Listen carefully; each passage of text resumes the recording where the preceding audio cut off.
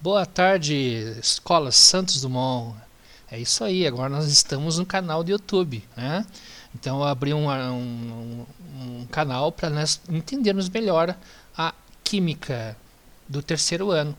Então aqui o professor Francisco, né? Digo de passagem que estou saudade de vocês, né? Não vejo a hora de voltarmos às aulas, né? Normais, vamos dizer assim.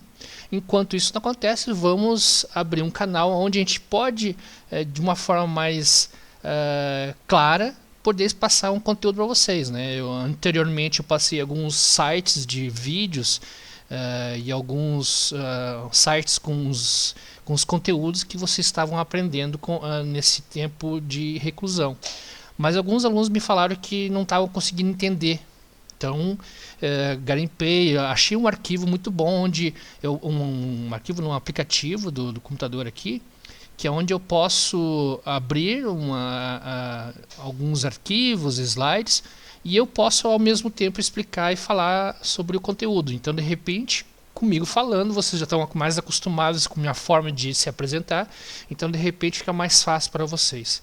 Então vamos ver aqui, a gente vai fazer uma revisão de funções, né, orgânicas, mas a única função que nós vimos até agora foi a hidrocarboneto, né? O que é um hidrocarboneto? São compostos que têm então carbonos e hidrogênios. Então eles são formados só por isso, né? O que pode mudar entre eles é o tipo de ligação, se há ramificação, se não há. Mas aí a gente vai escalando até chegar ao ponto, né, onde a gente vê todo o conteúdo do documento. Inicialmente eu vou fazer uma revisão daquilo que vocês já tinham visto, né? Que é os tipos de hidrocarbonetos.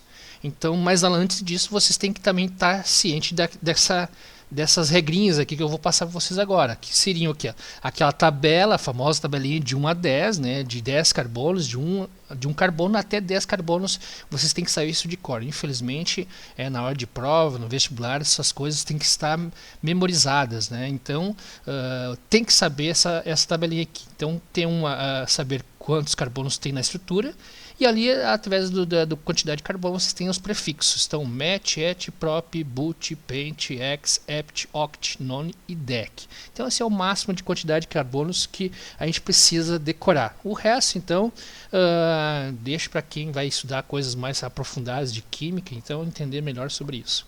Os infixos. O que seriam os infixos? Seriam, então, os tipos de ligações que há em cada composto de hidrocarboneto.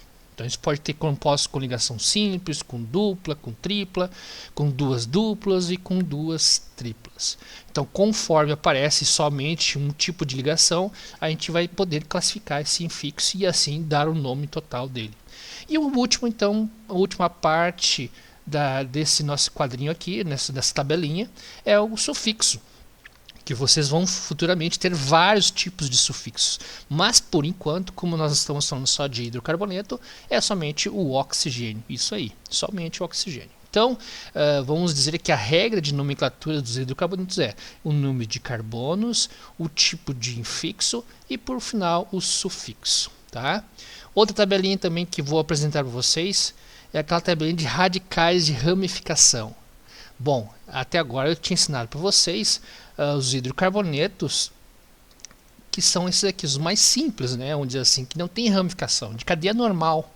Né? Uma cadeia normal que ela não tem ramificação. Então aqui nós vamos revisar um pouco sobre isso. Nós temos os alcanos, nós temos os alcenos, os alcinos, alcadienos, os ciclenos e os ciclanos.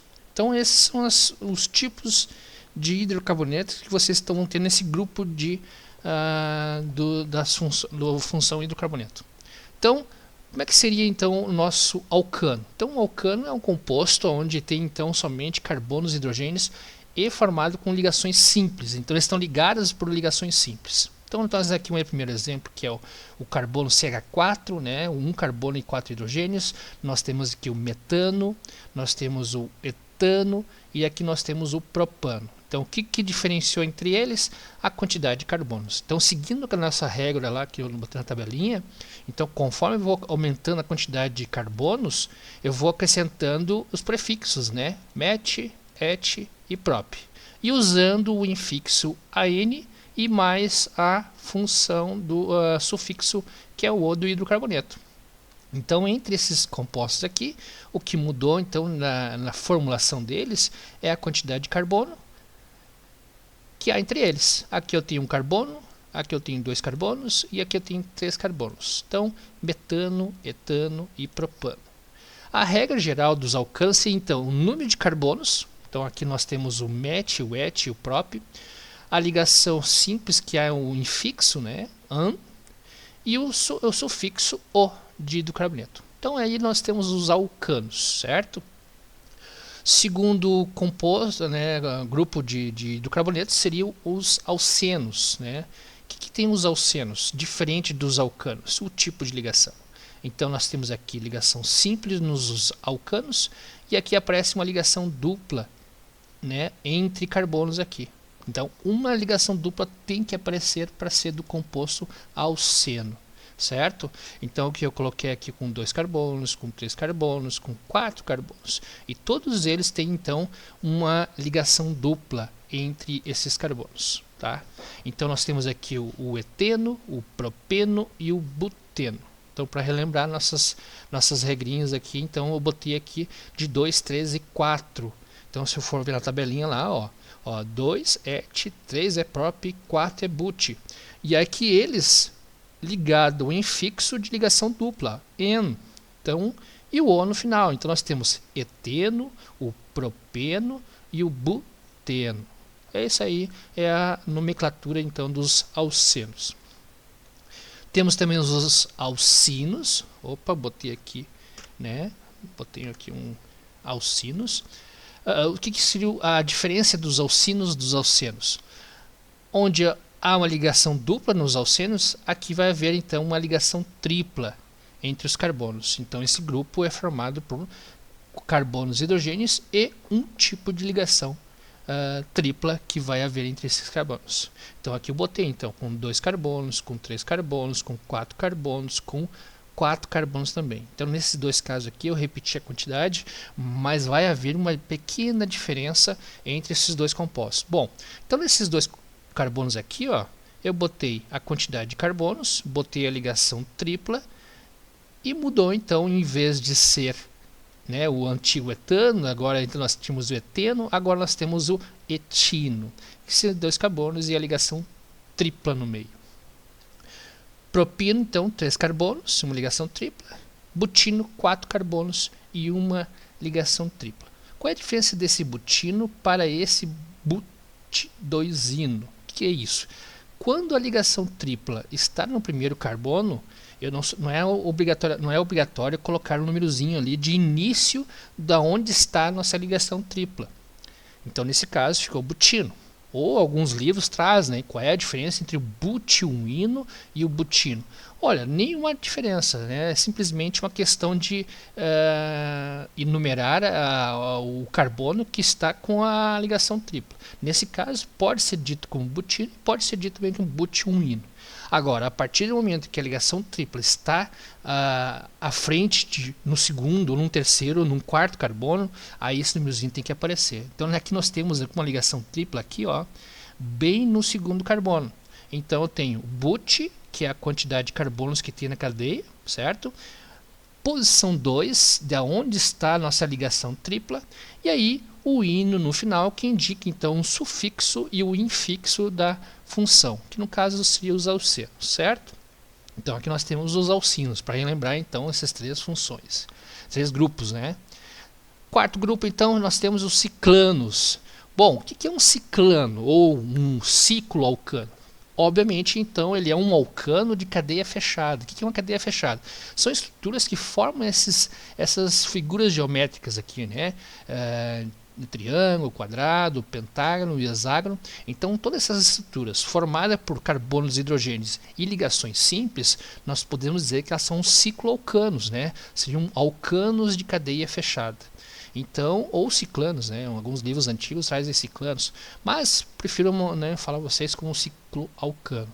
Então, esse cicloalcano, ele é composto de carbonos e hidrogênios e uma cadeia fechada que forma esse desenhozinho geométrico aqui, que você já conhece na matemática, né? Triângulo, quadrado e o pentágono e o hexágono. Existem mais, mas aí vamos parar por aqui, que é mais útil para nós no ensino médio.